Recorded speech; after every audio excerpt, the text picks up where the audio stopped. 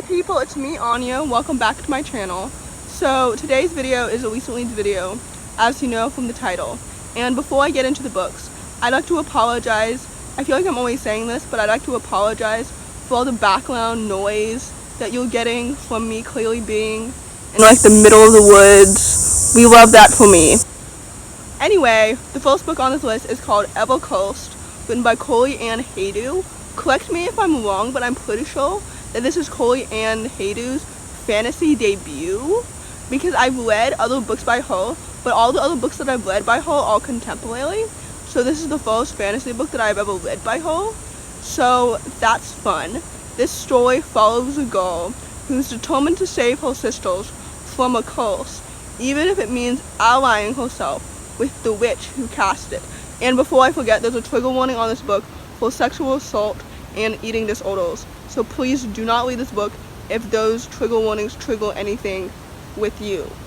Anyway, this story was solid. I ended up rating it 3.5 stars because I enjoyed the detail-oriented writing style. I like the world building. It's a very like feminist fairy tale, and we stand feminists in this household because I'm a feminist and everybody should be. Anyway, this book was good. I only ended up rating it 3.5 stars just because since it's a fairy tale, it felt very short and I don't know, it wrapped up very quickly in the end to me, and the characters kind of fell flat. Like I wasn't really connected to them the way that I really wanted to be. Like I was more interested in what was happening than who it was happening to, if that makes any sense. So yeah, there's that. The next book on this list is called Quintessence, written by Jess Redman. Please correct me if I mispronounce the title of this book. I think that's a made-up word, or maybe it's not and I'm just big dumb, but who knows.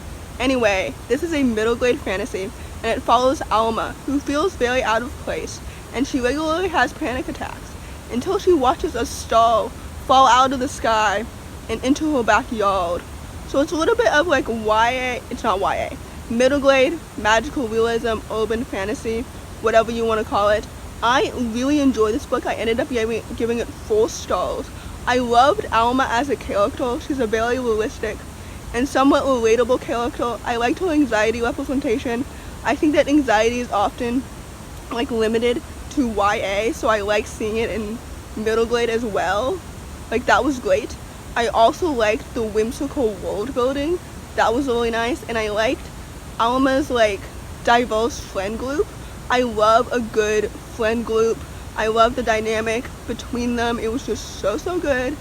It was just lovely, and Alma was such a good, wonderful character.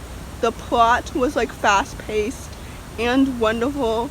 I would continue this series if there were sequels. I don't know if there are going to be, but if there were, I would read them because this book was so lovely, and what a nice, pleasant surprise. The next book on this list is called This Is My America, written by Kim Johnson. This is a YA contemporary, and it follows Tracy, who's been writing letters to innocent ex about her dad, who's an innocent black man on death row. Her dad is unfortunately running out of time, so she's really trying to like free him before his death row is up. However, that he's running out of time, like I said, and history starts to repeat itself when Tracy's brother is accused of killing a white girl, and he's also innocent in this scenario.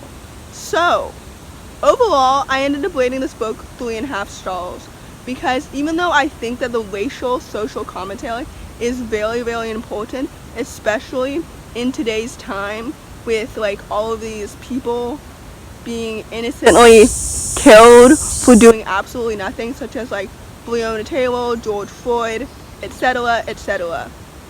But this story in particular, I thought that it was a little bit more, I don't know. I thought that the ending was very unrealistic. Not very unrealistic, but this book reminded me more of From the Desk of Zoe Washington than I would like to. And it was a little bit less character driven than I was expecting, because with YA contemporary, I expect it to be a little bit more character driven than plot driven. Plot driven is what I expect from fantasy. So also the romance, I thought that was completely unnecessary. Like, what was the point of that? I didn't see that. Like, it's not that I didn't see it coming, because I did. I just found it to be unnecessary. So overall, the social commentary was great, but the story itself was less than great. The next book on this list is called The Extraordinaries, written by TJ Klune. This is a YA contemporary, and it's a queer coming-of-age story about a boy with ADHD and the heroes that he loves. And it's set in a world where, like, superheroes exist, so that's fun. This book was advertised to me as the gay renegades, and honestly, I would not use that comparison to this book, because Renegades was worth its hype, and this book isn't. I didn't love this book as much as the general consensus, just because for me, it was very cheesy and was very fluffy, and that just became very, like, the story became very predictable, very, very fast, and even when, like, more serious things were happening, like, towards the end, since it didn't match up with the emotional, happier tone that the rest of the story had, and since I wasn't, like, emotionally connected with any of the characters, it's not that I didn't care for what was happening towards the end. It's just that I didn't feel as sad or as, like, emotionally connected as I was supposed to. You know? So that's why I think this story is a little bit overrated, but it was solid. It was good. I did enjoy, like, the banter between the friend group. That was great. I will admit that I was way more interested in the other side couple than the main couple, but you know, that's okay. They can't all be winners.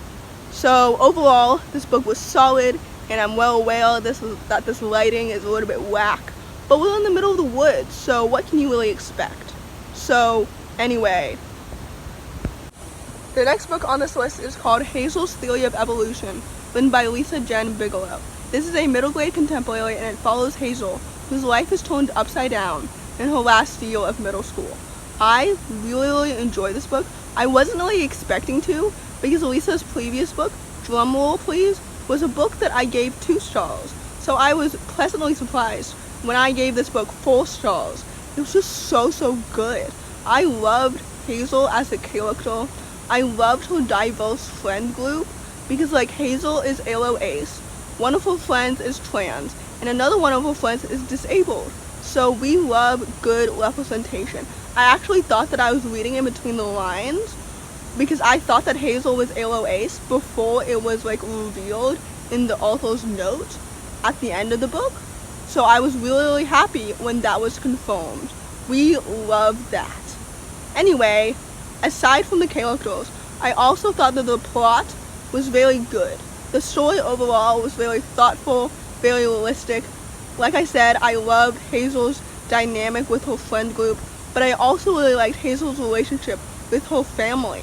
Like, the platonic relationships in this book were so wonderful and lovely, and I love platonic relationships because I truly value platonic relationships over romantic relationships, which is maybe why I enjoy middle grade so much.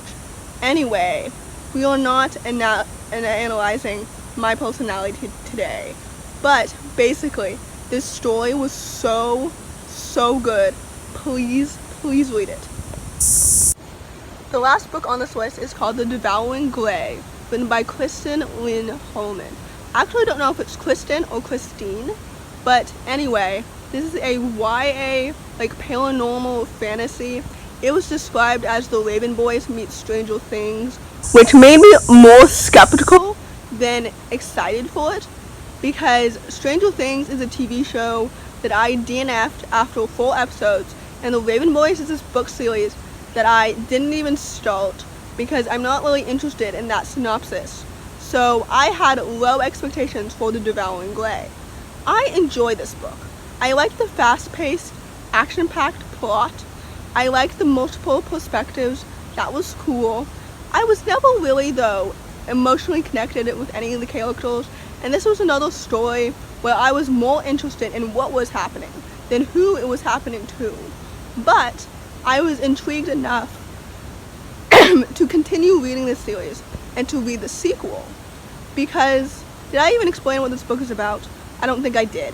Basically, a beast is haunting the woods, and these 5 teenagers must solve the mystery of what's happening, and you're probably thinking, why them? Why them is because they're all connected to it somehow, so that's why them. So, anyway, like I said, I wasn't really emotionally connected to the characters, but I was intrigued with what was happening, so I was intrigued enough to read the sequel, since it is a duology, but you'll have to see what I thought about the sequel, because initially when I finished this book, I was afraid that the sequel would be worse. However, when I actually read the sequel, well, you'll see what I thought of it in my next Recently's video, which will probably be my next video as well. So in conclusion, the best books on this list were Hazel's Theory of Evolution and Quintessence. The worst book on this list, if I absolutely had to choose, I would have to choose This Is My America, just because of the other 4 books on this list. That's the one that I enjoyed the least. So there's that. If you enjoyed this video, please don't hesitate to give it a thumbs up. Comment down below why you enjoyed it. If any of these books interest you, I really want to know if these Recently's videos are truly helping people and not just used for like entertainment purposes. Like, I love it if these books do entertain you, but I also love it if you give me like positive feedback as well. So anyway, subscribe to my channel if you're new. Thanks for watching, and I'll see you in my next video. Bye!